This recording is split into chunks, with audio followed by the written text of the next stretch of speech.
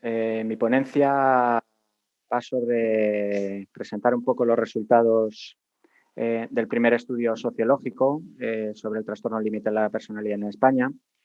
Bueno, básicamente nosotros desde hace 7, 8 años, y seguramente me quedo corto, desde la asociación, una de las hojas de ruta que siempre nos hemos planteado y que más dificultad nos genera es intentar ayudar a comprender de una manera más científica y de una manera más validada todos los mecanismos y todos los elementos entramados que hacen que se provoque esta patología, que se mantenga, la validación de los profesionales y tener el mayor nivel de conocimiento y comprensión de este trastorno tan complejo que básicamente se lleva conociendo con rigor y con precisión y estudiando más o menos en torno a 15, 20 años.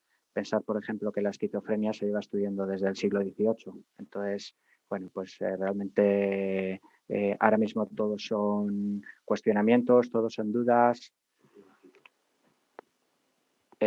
todos son cuestiones que el clínico, los familiares y los propios pacientes necesitamos ir descubriendo, porque esta patología se va desarrollando y nosotros la vamos comprendiendo mientras ya está aquí presente, lo cual, bueno, pues esto es la concreción de muchos años de intentos de intentar empezar a tener datos concretos, eficientes, basados en la revisión bibliográfica de estudios que ya se han hecho. Y bueno, yo que soy o he sido parte de todo este proyecto desde el principio, pues lo único que tengo que valorar es el esfuerzo actitudinal y económico que ha hecho la asociación para que esto que os voy a presentar hoy pues sea un punto de partida para que progresivamente los clínicos y todas las personas verdaderamente interesados en atender con rigor a estos pacientes y crear recursos y formar profesionales especializados, pues podamos ir teniendo empoderamiento de qué ocurre y qué pasa con todo este trastorno. Entonces, bueno, pues mi presentación en media hora es enseñaros un poquito los resultados de esta primera formulación que hemos hecho. Es un estudio que consta en detalle de 104 páginas, por lo tanto, sistematizarlo y darle una síntesis en media hora entenderéis que se va a quedar muy sesgado, pero bueno, creo que podemos coger trazos generales de qué se ha estudiado y por dónde van los datos epidemiológicos sobre qué es esta patología. Lo primero, me voy a presentar. Yo soy Fernando Sánchez, soy el coordinador del área clínica. Llevo en torno a 10 años colaborando con la asociación y bueno, pues a título personal deciros que estoy directamente y sumamente implicado en el tratamiento y en intentar hacer un trabajo de rigor y eficiente con la complejidad que supone padecer este trastorno. Y bueno, pues la asociación ha encontrado un espacio donde he encontrado profesionales y he encontrado una estructura con una vocación clara de darle una solución a esta problemática psiquiátrica tan severa. Y bueno, una de las manifestaciones, una de las líneas de trabajo que tenemos fundamentalmente en esta. ¿Por qué surgió la necesidad de hacer este estudio? Bueno, básicamente cuando nosotros, más allá de la intuición clínica y del volumen de trabajo que nosotros tenemos en la fundación, queríamos saber cuando se habla de trastorno límite, qué nivel de gravedad, qué nivel de incidencia tiene respecto a la población y respecto a la población clínica.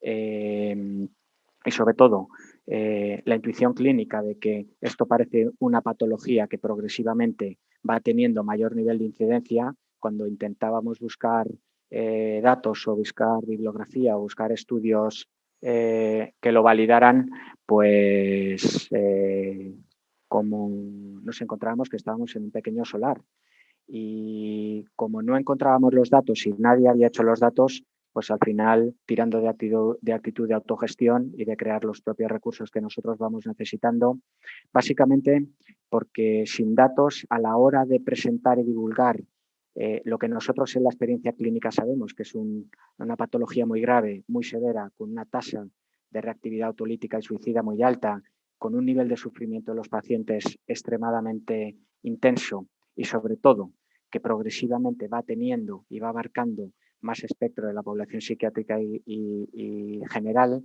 bien sea preadolescente, bien sea adolescente, infanto-juvenil o bien sea edades de juventud, incluso adultos, en perfiles progresivamente más cronificados, pues nos encontrábamos que no había datos. No hay datos oficiales, no encontrábamos ninguna investigación experimental concreta que nos pudiera dar luz y sobre todo que nuestra intuición clínica empezara a estar fundamentada por un registro de actividad y por un registro de incidencia. A esto se sumaba que el trastorno límite es una patología moderadamente joven, en el sentido de que, para poneros una experiencia, nosotros hace 7, 8 años, cuando queríamos entrar en la red de salud mental asociativa de la Comunidad de Madrid, incluso había gente que pensaba que el trastorno límite no era una patología mental y gracias a que hubo una serie de psiquiatras, principalmente pioneros en España, que empezaron a darle envergadura y difusión a esta patología y a hablar de un trastorno mental grave. Ahora eso está mucho más, 15 años o 20 años después, está mucho más fundamentado, pues se ha visto que se necesitaba una definición de qué era la patología y sobre todo del nivel de envergadura. El trastorno límite es una patología joven, es una patología que todavía le falta estructura de recursos y de profesionales especializados que cubran las necesidades singulares que tienen estos pacientes por su impulsividad, por su inmediatez, por su altísimo nivel de angustia. Y bueno, este tipo de estudios lo que nos hace es abrirnos a dar una fundamentación empoderada, clínica y empírica de por qué necesitamos crear recursos, necesitamos abrir red para que estos pacientes progresivamente puedan tener recursos, soportes profesionales especializados para que se les pueda dar tratamiento. Pensar que en la psiquiatría históricamente los recursos se han estado diseñando para patologías como la psicosis, la esquizofrenia o los trastornos depresivos recurrentes. Esta nueva forma de enfermar psicopatológico tiene otras características y estos pacientes necesitan otros niveles de necesidades. Bueno, entonces, Amai, en su actitud vocacional y en su valentía, pues dio ese paso adelante y dijo, vamos a empezar a buscar datos y a tener una base de apoyo y a, ¿por qué no?, tener progresivamente datos correlacionales y que nos puedan ir dando mayor conocimiento de qué nos encontramos. Entonces, en el estudio inicialmente, desde un sitio muy humilde, básicamente se hizo una exploración general con el objetivo de intentar ver en la literatura científica qué nivel de difusión, qué nivel de dimensionalidad tenía en España principalmente y luego también se miró en Europa el trastorno límite. Entonces se utilizó, y no pierdo mucho tiempo en esto, un enfoque cualitativo, utilizando entrevistas en profundidad a pacientes diagnosticados con TLP, profesores, orientadores de adolescentes. Se buscó fundamentación en revisiones de grupo con pacientes, con familiares de pacientes diagnosticados con TLP, minigrupos con sanitarios especializados en el tratamiento del TLP y luego se buscó el enfoque cualitativo de toda la revisión bibliográfica por medio de análisis de fuentes secundarias, encuestas a profesionales especialistas de la red de salud mental y encuestas a población general. Y básicamente lo que se hizo es empezar desde lo general a lo particular, se empezó a buscar toda la literatura y toda la revisión respecto a salud mental, se empezó a ver toda la literatura respecto a los trastornos de personalidad y luego se metió específicamente en el trastorno límite de la personalidad. Entonces, bueno, en términos de salud mental, pues se fue viendo, se vio que había que definir varios grupos de... habría que definir 4 grupos donde se podía empezar a buscar literatura, esquizofrenia y grupos de trastornos psicóticos, trastorno bipolar y grupo de los trastornos afectivos mayores, trastorno obsesivo-compulsivo y trastornos de la personalidad. Y entonces, bueno, esto fue la forma en la que las fuentes diversas donde se fue buscando. Y por irnos directamente a los datos, en términos de población general, hablando de la salud mental, del marco más generalista, se habló que según la OMS, Organización Mundial de la Salud, el 9% de la población tiene algún tipo de problema de salud mental y el 25% lo tendrá en algún momento a lo largo de su vida. 1 de cada 4 personas entre el total de la población tiene o tendrá algún problema de salud mental común a lo largo de su vida. Y en 2016, la edad media por diagnóstico mayor de enfermedades y trastornos mentales era de 46,85 años. Respecto a la población adulta, la Estrategia en Salud Mental del Sistema Nacional de Salud 2009-2013 afirma que entre el 2,5 y el 3% de la población adulta sufre algún trastorno mental grave en España, lo que equivale a 1 millón de personas afectadas. Según la Encuesta Nacional de Salud en España 2017, 1 de cada 10 personas de 15 y más años declaró haber sido diagnosticada de algún problema de salud mental. Y según los estudios del estudio epidemiológico ESEMED, España 2016, realizado en una muestra de población adulta, se estima que el 19,5% de los españoles presentaron alguna vez en la vida algún trastorno mental común. Por otro lado, el 8,4% de la población mostró haber presentado algún trastorno mental común, 5,2% hombres y 11,4% mujeres en los 12 primeros previos a la realización del estudio. En la población joven, la Federación de Ayuda contra la Drogadicción indica que en 2017 2 millones de jóvenes, 30%, de 15 a 29 años, sufrieron síntomas de trastorno mental durante el último año. Según los datos del Ministerio de Sanidad, Servicios Sociales e Igualdad, el porcentaje de población infantil con riesgo de mala salud mental en 2011 había descendido al 17%. Dentro de este porcentaje, la distribución por tipo de trastorno era de un 8,5% por problemas emocionales, 6,7% por problemas conductuales, 10,2% por hiperactividad, 7,7% por problemas de relaciones con iguales y 0,7% con problemas de la conducta psicosocial. Se sabe que las personas con salud mental tienen muchas dificultades en su funcionalidad y sobre todo de inserción y de mantenimiento en la accesibilidad al mundo laboral. El empleo en las personas con enfermedad mental, 8 de cada 10 personas con problemas no tienen trabajo. Y no hay datos, pero personas con trastorno límite, el margen de acceso al mundo laboral es mucho mayor. Se vio que en el tratamiento más de la mitad de las personas con trastornos mentales que necesitan tratamiento no lo reciben, el 88% de las labores de atención y apoyo las realizan cuidadores informales, familia, amigos, el 27, a ver que no puedo verlo, el 27,8% de las personas en España ha experimentado dolor por ansiedad, depresión o estrés a lo largo de su vida y un 12,5% la sensación de angustia continuada. Un 4,9% de las personas que han padecido dolores en su vida han utilizado para tratarlos tratamientos psicológicos, terapéuticos y psiquiátricos y solo un 1,6% de las personas que han sufrido algún dolor relevante en su vida relacionan ese dolor con una enfermedad mental o malestar psicológico. Por supuesto, esto ya está estudiadísimo por los economistas, el consumo sanitario de lo que se llaman enfermedades cronificadas, entre las cuales se encuentra la enfermedad mental, es altísimo. Respecto a los trastornos de personalidad, la Clasificación Internacional de Enfermedades, el CIE-10, define los trastornos de personalidad como patrones de percepción, reacción y relación generalizados y persistentes que provocan una angustia o un deterioro significativo del comportamiento y del funcionamiento psicológico. Estos se manifiestan en la forma de percibir el mundo, la afectividad, las relaciones interpersonales y el control de impulsos. Los 10 tipos de trastornos de personalidad se engloban en 3 grupos o clústeres, entre el cual el trastorno límite estaría entre el clúster B, dramáticos, emotivos, inestables.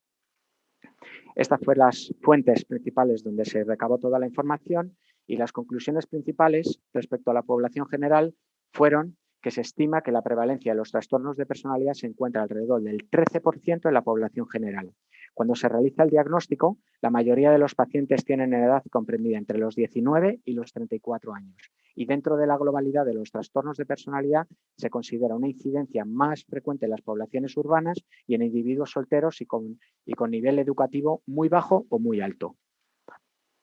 Respecto al trastorno límite de personalidad, básicamente, por no entrar demasiado en los detalles de criterios diagnósticos, hablar de que hay una inestabilidad en las relaciones interpersonales, inestabilidad que a veces cursa con toda la comorbilidad, pero principalmente con estructuras psicóticas o disociativas, y inestabilidad en la falta de continuidad y adherencia al tratamiento.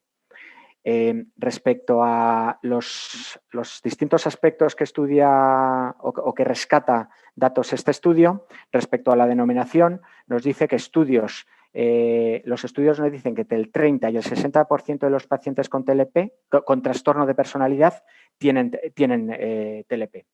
Respecto a la etiología, una autora que se llama Mari Zandarini dice que el 84% de los pacientes que ella estudió que sufren TLP refieren a haber sufrido experiencias traumáticas precoces de malos tratos. Estudios con gemelos sugieren que el factor heredabilidad, influencia genética, es del 69%. Vicente Rubio, que era uno de los psiquiatras pioneros en Zaragoza, dice que lo que realmente se hereda son los factores de carácter, por ejemplo, la impulsividad, pero que el TLP en sí mismo no es hereditario, ya que los factores familiares y ambientales predisponen necesariamente a tener el trastorno. Respecto al diagnóstico, la demora en el diagnóstico es de 9 años y medio en las mujeres y 6 años y medio en el caso de los hombres. Pensar en cualquier patología que se tarda una media de 6 años y medio o de 9 años desde que afloran los primeros síntomas hasta que emergen las primeras formas de tratamiento especializado. Por el momento, la máxima expresión clínica se sitúa en la edad adulta y la aparición de las primeras manifestaciones se sitúa en la preadolescencia y en la adolescencia. Y el diagnóstico suele hacerse en torno a los 19 y los 34 años. Respecto a la prevalencia, los datos más importantes extraídos del estudio es que el TLP oscila entre el 1 y el 2% de la población general. La población generalmente cursa entre los 15 y 34 años, afecta al 3% de los adolescentes, en torno a 60.000 españoles de menos de 18 años, y un estudio en Cataluña, utilizando la base de datos de atención primaria, estima que la prevalencia del TLP era del 0,017, siendo mayor que otros trastornos mentales, como por ejemplo el abuso de sustancias, que era como 0,16. Respecto a la prevalencia en sexos, hay más proporción, según la literatura, en mujeres 3:1. Eso significa que el 75% de las mujeres con TLP son mujeres, aunque los últimos estudios ponen en cuestión estos datos, y la clínica también. Respecto a estudios que se han hecho en prevalencia respecto a la población reclusa, 60.000 personas reclusas, hay 60.000 personas reclusas en España, el 25% tiene algún problema de salud mental y un 7,8 o un 7 o un 8% padece enfermedad mental grave. Un autor que se llama Coitz y colaboradores describen elevados índices de prevalencia del TLP en estudios en el ámbito ambulatorio, hablando de en torno al 20 al 50% de las personas con trastorno mental en el ámbito ambulatorio, penitenciario. Respecto a las comorbilidades, esto es un tema amplísimo, pero se sabe que el trastorno límite cursa con muchas comorbilidades, trastornos de la alimentación, abuso de sustancias, trastornos psicóticos, trastornos disociativos, trastornos de la afectividad, estructuras depresivas. Respecto al tratamiento, no existe ningún tratamiento farmacológico aprobado por la Agencia Europea de Evaluación del Medicamento específico para el TLP, y sí que se sabe en la literatura o se registra que el incumplimiento y el abandono y el abandono del tratamiento por pacientes con TLP oscila en torno al 70%. Respecto a la remisión de los síntomas, la tendencia a la mejoría a lo largo del tiempo logrando estabilidad en las relaciones interpersonales y en el funcionamiento laboral, es bastante alto. 90% de los pacientes con TLP desarrolla un 50% de recuperación sostenida, es decir, ganan estabilidad emocional y ganan cierto nivel de funcionalidad en alguna de las áreas donde estaban más bloqueados. De los 40 a los 45 años se detallan, se suavizan o se minimizan los síntomas principales, por ejemplo, la impulsividad. Respecto a las conductas autodestructivas, el 70% de los pacientes con trastorno límite, según la literatura, cometen tentativas suicidas y solo el 10% lo consuman. A ello hay que añadir el riesgo derivado de las autolesiones generado por consumos de sustancias o accidentalidad por conductas impulsivas de riesgo. Y respecto al consumo sanitario, el paciente con TLP es un gran consumidor de recursos. Hay un término que se le designa como de puerta giratoria, porque consume muchos recursos y muchos profesionales sin que verdaderamente se adhiera y establezca un marco relacional con un terapeuta especializado donde cree toda la estructura para mejorar sus síntomas. El 10% de las consumas ambulatorias de salud mental, el 20% de los pacientes psiquiátricos ingresados en las unidades de especialización, y Latzinger hace estudios que dice que solo el 40%, solo del 40 al 60% de los pacientes con trastorno límite acceden a los servicios sanitarios. Es decir, que mucha gente se queda fuera y no entra dentro de la red asistencial de salud mental. El 80% de las demandas de asistencia a los enfermos de TLP son presentadas formalmente por los propios familiares. Es decir, que, y esto lo vemos en la asociación, los que llegan muchas veces a demandar la necesidad de atención son los propios familiares y no directamente el paciente. Vamos a ir con las conclusiones. Respecto a... Hay un elemento que también se valora en el estudio, que son la opinión de los expertos. La opinión de los expertos nos dice básicamente que es una patología joven y es una patología emergente, aún por desentramar y conocer en profundidad. Por eso es tan importante el ir creando estructura de trabajo y de datos fundamentados que nos permitan ir teniendo más comprensión y más abstracción sobre qué es concretamente la patología, cuáles son los síntomas principales, cuál es la etiogénesis que mantiene toda la estructura de personalidad dañada y sobre todo cuáles son los tratamientos y los recursos más eficientes y más validados para que estos pacientes mejoren. Un TLP, los expertos nos dicen que un TLP adulto es menos impulsivo, tiene menos cortes, menos autolesiones y menos tentativas suicidas y que el trabajo clínico permite progresivamente un cambio de funcionalidad respecto al nivel de funcionalidad que se tiene en la adolescencia. Hay ciertos patrones de funcionalidad en la familia que cuando el paciente va mejorando también empiezan a cambiar y va creando estructura de cambio también a nivel sistémico. Y las conclusiones del estudio en términos de salud mental, en la primera estructura generalista que estaba abordando datos, nos dice que el 9% de la población mundial padece algún tipo de problema de salud mental, el 25% lo tendrá en algún momento a lo largo de su vida y entre el 0,5 y el 1 será de índole grave. En España, 1 de cada 10 personas de 15 y más años han sido diagnosticadas de algún problema de salud mental. El 30% de los jóvenes de 15 a 29 años sufrió síntomas de trastorno mental en el 2017 respecto al año anterior. Se ha producido un leve incremento, 3.812, de ingresos hospitalarios por problemas de salud mental en los últimos años. Entre 2015 y 2017, además, los diagnósticos hospitalarios de salud mental suponen un 4,65% sobre el total. El número de altas hospitalarias por diagnóstico principal de salud mental descendió un 35,9% en Madrid entre 2015 y 2017 y más de la mitad de las personas con trastorno mental no reciben tratamiento y un porcentaje significativo no recibe el adecuado. Entre el 11% y el 27% de los problemas de salud mental en España se pueden atribuir a las condiciones de trabajo. El 88% de los cuidados de los pacientes con problemas de salud mental son llevados a cabo por cuidadores informales. 4 de cada 10 familias dedican a su atención más de 8 horas al día. Los trastornos mentales causan el 10,5% de los días perdidos por incapacidad temporal.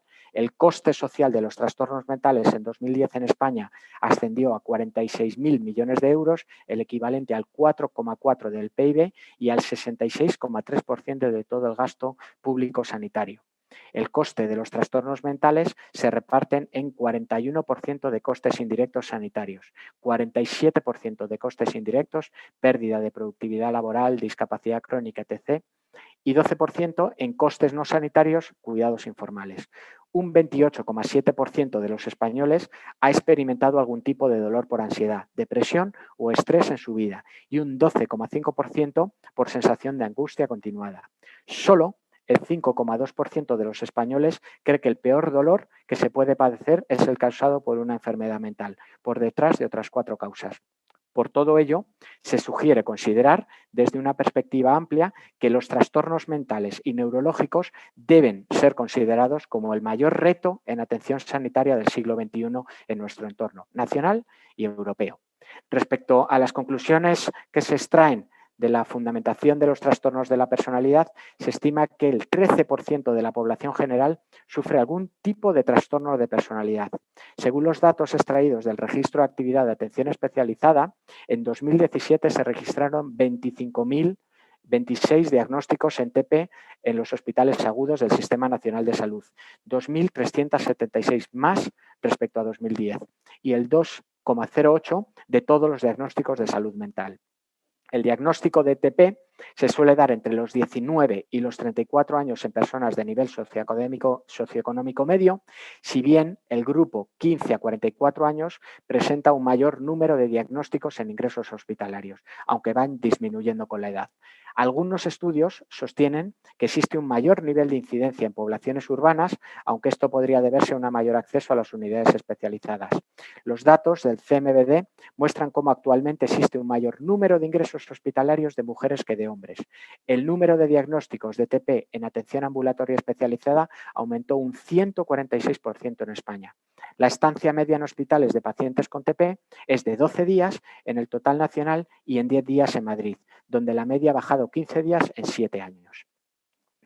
En la última década, entre 2010 y 2017, el número de altas de atención especializada en hospitales por diagnóstico principal de TP disminuyó un 17,1% en España y un 40,9% en Madrid, y especialmente desde el 2015, año en el que se redujeron el 25% en el total nacional y un 50% en Madrid respecto al año anterior. No existe una causa clara que permita interpretar con certeza esta caída de las altas. Las comunidades autónomas con mayor número de altas hospitalarias en 2017 con diagnóstico principal de TP fueron Andalucía, Valencia y Madrid. Teniendo en cuenta el número de habitantes, la mayor tasa de altas hospitalarias se sitúa en las comunidades de La Rioja, Asturias y Extremadura. En el caso de Madrid, el Hospital Dr. Rodríguez Lafora tuvo 31 ingresos en 2016 en su unidad especializada de TP, con una estancia media de 139 días, y el coste medio por paciente ingresado en hospitales de agudos con diagnóstico de TP en el año 2017 fue de 5.494 euros. Cifra similar en Madrid, 5.587. Esto sería el coste durante su estancia hospitalaria, media de 12 días.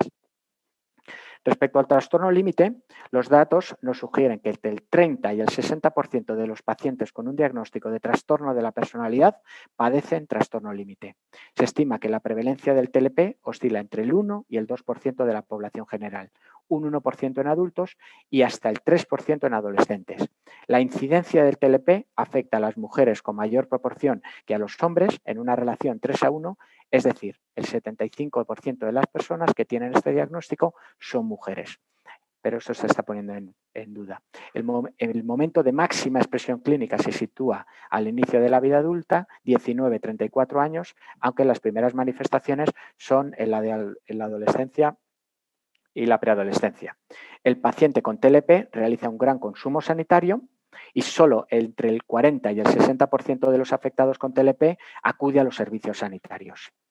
En la actualidad no existe ningún fármaco, más del 90% de los pacientes con TLP desarrollan un 50% de recuperación sostenida existe un alto nivel de comorbilidad, el riesgo de suicidio es 400 veces más alto y la tasa de suicidios en España en 2016 fue de 7,67 casos por cada 100.000 habitantes, siendo Asturias y Galicia las comunidades con mayor tasa.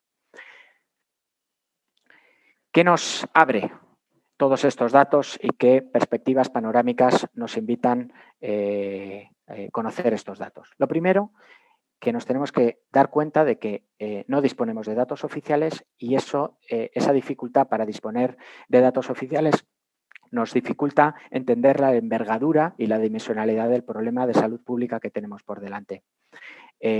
Los datos son difusos a la hora de establecer la procedencia, se convierten en generalizaciones básicamente porque el trastorno límite es un cajón desastre que de momento abarca demasiado espectro de la psicopatología y tiene demasiadas comorbilidades. Por lo tanto, a la hora de definirlo, el encuadre conceptual y el encuadre de definición nos dificulta el hacer un abordaje y un análisis con mucha más contundencia. Los problemas de salud mental y en específico el TLP ofrecen información segmentada que impide generar y hacer un estudio completo. Existen fallos metodológicos en los sistemas de medición, el paradójico sesgo provocado por la inversión en recursos especializados y se necesita abordar todo ese estudio y toda esa dimensionalidad de comorbilidades. Pero, y este es uno de los motivos y uno de los leitmotiv de la asociación, es importante divulgar y darle visibilidad a esta patología que se sabe que tiene un crecimiento exponencial y que requiere progresivamente de mayor nivel de conocimiento para poder rediseñar y reimaginar y reelaborar muchas formas de atención que ahora mismo están estandarizadas dentro de la clínica privada y sobre todo de la red de salud mental. Necesitamos mayor formación y mayor concreción por parte de los expertos y, por supuesto, como en cualquier estructura médica, necesitamos mayor investigación y mayores fondos para crear investigación. Y bueno, pues eso es uno de los elementos en los que la asociación está intentando darle cobertura. Muchas gracias por su atención. Tenéis la investigación al servicio del que la necesite y espero que os haya ayudado a entender un poquito más esta patología. Muchas gracias. Gracias, Fernando. La verdad es que imagino el esfuerzo, un trabajo como el que has presentado, teniendo en cuenta, como habías comentado, la dificultad un poco de buceando, ¿no?, en los servidores más importantes que recopilan datos de salud, medicina y estadísticas, pues que no que tengáis esa dificultad. Lo cierto es que las cifras que ponen los pelos de punta. Si es cierto que, como has comentado, vamos hacia un gran reto para el siglo XXI. Nos queda mucho camino por recorrer. Las cifras que hablabas, por ejemplo, de retraso en el diagnóstico en mujeres, casi 9 años, y en hombres en TLP, es tremendo. Hay que hablar también un poco de que estamos hablando del futuro de las generaciones. Son jóvenes y son los que tienen que incorporarse al mundo laboral también, ¿no? Pero yo creo que el trabajo me ha dejado muy, muy asombrada. Tocas todos los palos, la verdad, me ha encantado. Y pone en alto, hay veces la gente necesita esa cifra concreta y ahí están para incluso poder profundizar mucho más a través de ellas. Muchas gracias, Fernando, y por el esfuerzo. Gracias.